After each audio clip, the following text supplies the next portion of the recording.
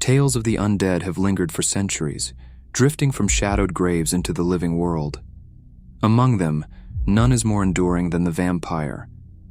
But while modern media often presents the vampire as a seductive, intelligent predator, its roots lie in far older, far stranger places. The vampire, as it is popularly understood today, was shaped largely in the 19th century. Bram Stoker's Dracula gave us the image of the pale, aristocratic blood drinker cloaked in darkness, stalking the foggy streets of London.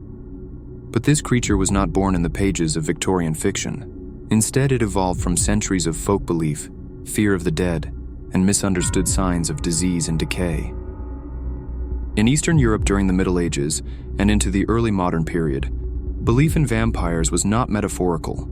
It was real. Villagers spoke of corpses rising from graves, of dead relatives returning to drain the life from the living, and of supernatural afflictions that passed through entire families. These weren't simply ghost stories. They were taken seriously, often with deadly consequences. The term vampire itself is not Romanian, as many might assume. The Romanian word is Strigoi, likely connected to the Latin strix, a screeching owl associated in Roman mythology with ill omens and witchcraft. The term vampire is Slavic in origin, found in languages such as Serbian, Russian, and Polish as upir, or similar variants. It may derive from a Proto-Slavic root, meaning something like to fly, or possibly a term for a witch.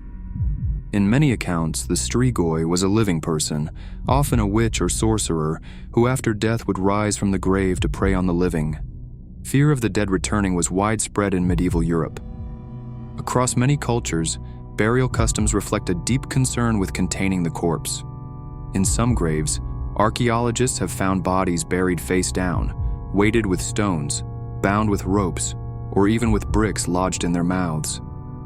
These were not symbolic gestures. They were safeguards, attempts to keep the dead from rising. But what made people believe a corpse had come back to life? In many cases, it was decomposition itself. Before the science of forensics, the natural processes that occur after death were deeply unsettling. A bloated body could appear healthy and well-fed. Skin could shrink, making hair and nails seem to grow. Dark fluids could leak from the nose or mouth, giving the appearance of blood. To the untrained eye, this was not a natural process. It was evidence of feeding. Disease also played a role. Tuberculosis, then known as consumption, could spread silently through families. As one member after another grew pale, weak, and died, some believed the first to die had returned from the grave to drain the others. In 19th century New England, cases like that of Mercy Brown saw entire communities exhume and ritually destroy corpses in an attempt to stop the spread. These were not isolated incidents. They reflected a widespread fear that the dead could harm the living. Similar beliefs appear in Norse mythology with the Draugr, an undead figure who haunts burial mounds, guarding treasure or seeking revenge. Like the vampire, the Draugr was both physical and supernatural. It could walk, fight, and even shapeshift. In Gaelic tales, revenants often return to spread illness or misfortune. These beings are not ghosts. They are bodies animated by something unnatural. The image of the vampire as an elegant, tragic figure took shape in the 18th and 19th centuries. One of the earliest fictional vampires was Lord Ruthven, created by John Polidori in 1819. He was aristocratic, charming, and dangerous, a clear precursor to Dracula. Sheridan Le Fanu's Carmilla followed in 1872, introducing a female vampire with romantic and erotic undertones. Finally, Stoker's Dracula in 1897 brought together centuries of folklore and literary invention, solidifying the vampire as a complex symbol of fear, desire, and the unknown. While the European vampire is the most well-known in popular culture, other regions have their own versions of blood-hungry or life-draining beings.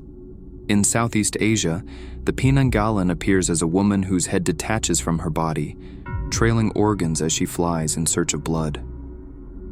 In China, the Jiangshi is a stiff, hopping corpse that drains life energy rather than blood. In the Caribbean, the Soucouyant sheds her skin and becomes a ball of fire to slip into homes at night. These beings reflect similar fears of death, disease, and spiritual corruption, shaped by local culture and environment. Despite their differences, nearly all vampire-like creatures share one trait: the consumption of human life in some form, whether blood, flesh, or energy. This common thread suggests a universal anxiety, not just about death, but about what happens if death doesn't stay in its place.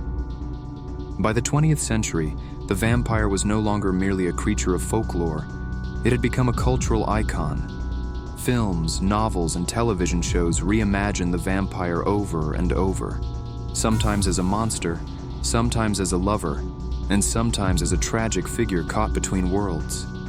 The creature that once terrified villages became a symbol of forbidden desire, immortality, and the fear of losing control. And yet, under all its transformations, the vampire remains what it always was: a reflection of our darkest fears, the fear of the grave, the fear of the unknown, the fear that something once human could return twisted and hungry. These tales endure, not because vampires are real, but because our fear of what lies beyond the grave never truly dies.